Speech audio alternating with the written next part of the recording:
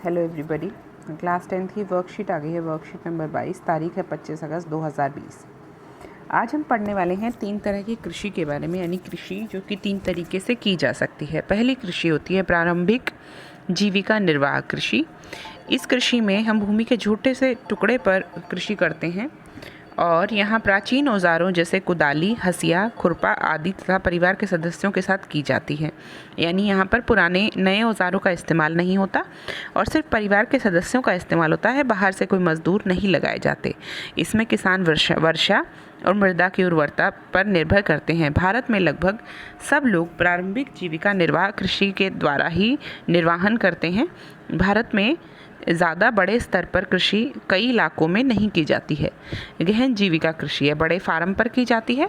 इसमें आधुनिक मशीनें, उच्च उत्पादकता वाले बीजों, रासायनिक खाद आदि का उपयोग किया जाता है। इसमें सिंचाई के लिए नहरों और नलकूपों का इस्तेमाल किया जाता है। ये है। अब हम आते हैं तीसरे तरह की कृषि को, जिसको इंडस्ट्री भी कहते हैं, वाणिज्य भी कहते हैं। वाणिज्यिक कृषि। वाणिज्यिक कृषि इस प्रकार की कृषि में उच्च उत्पादकता प्राप्त करने वाले आधुनिक बीजों, कीटनाशकों, रासायनिक उर्वरकों का प्रयोग किया जाता है। रोपण कृषि एक प्रकार की वाणिज्यिक कृषि है। इसमें पूंजी और श्रमिकों की सहायता से कृषि के एक बड़े भूभाग पर एकल फसल बोई जाती है। एक ही फसल बोई जाती है। चाय, कॉफ़ी, रबड़, गन्ना, केला आदि रोपण कृषि हैं। यह कृषि उद्योग और कृषि के बीच का एक मध्यस्थ का कार्य करता है, यानी कि कृषि और उद्योग उन दोनों के बीच का है। आधी यह कृषि है, लेकिन काम इसमें उद्योग के स्तर पर किया जाता है, बहुत ही बड़े स्तर पर क्रिया किया जाता है। और इस फसल को इसलिए नहीं बोया जाता कि घर में इस्तेमाल किया जाए। इस फसल को इसलिए बोया जाता है ताकि उसका वाणिज्य किया जा सके, उसका व्यापार किया जा सके, उसको बाजार में बेचा जा सके। अब हम करते हैं फसलों की बात। ये हुई कृषि की बात। अब हम बात करते हैं फसलों की बात। भारत में मुख्यतः 3 तरह की फसलें बोई जाती हैं। पहली फसल होती है रबी फसल, जो कि अक्टूबर में बोई जाती है और अप्रैल में काटी जाती है। अक्टूबर से लेकर अप्रैल तक इसमें होता है गेहूँ, चना, जौ, मटर, सरसों आदि। ये रबी फसलें होती हैं। रबी फसलों में कहाँ कहाँ होती हैं ये भी दिया हुआ है। रबी फसलें उत्तर प्रदेश, हरियाणा, पंजाब, जम्मू कश्मीर इत्यादि क्षेत्रों में, यानी उत्तरी भारत में होती हैं। खरीफ फसलें देश के विभिन्न क्षेत्रों में मानसून के आगमन पर बोई जाती हैं और सितंबर अक्टूबर के बीच काट ली जाती हैं। चावल, मक्का, जवार, बाजरा, तूर, मूंग, उड़द, कपास, जूट, मूंगफली, सोयाबीन आदि मुख्य खरीफ फसलें हैं। चावल की खेती कहाँ कहाँ पर की जाती है? चावल की खेती असम, पश्चिम बंगाल, उड़ीसा, आंध्र प्रदेश, तेलंगाना, तमिलनाडु, केरल और महाराष्ट्र के कोंकण क्षेत्र में की जाती है।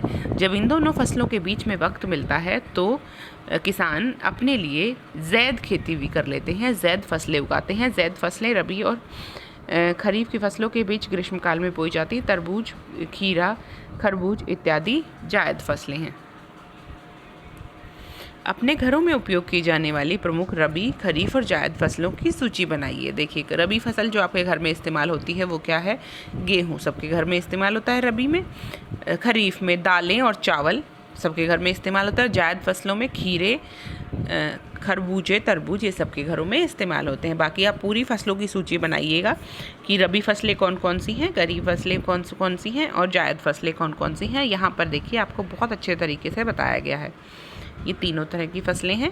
ये हैं रबी, ये हैं खरीफ और ये हैं जायद। ठीक है, चलिए नेक्स्ट क्वेश्चन कहता है, अपने घरों में उपयोग की जाने वाली रोपण कृषि से संबंधित किन्हीं 3 फसलों के नाम लिखिए। देखिए, रोपण कृषि के बारे में यहाँ पर दिया हुआ था और हमारे घर में कौन कौन सी हैं? चाय है, कॉफ़ी है, रबड़ है, गन्ना है, केला है। ये सारी रोपण कृषि वाली फसलें हैं जो हमारे घरों में इस्तेमाल की जाती हैं। गहन कृषि की मुख्य विशेषताएं क्या होती हैं? प्रश्न नंबर 3 कहता है, गहन कृषि की प्रमुख विशेषताएं क्या होती हैं? ये देखिए, गहन कृषि में यहाँ पर आपको सब कुछ दिया हुआ है। ये तीनों पॉइंट आपको गहन कृषि में लिखने हैं। ठीक है बच्चों, ये गहन कृषि है।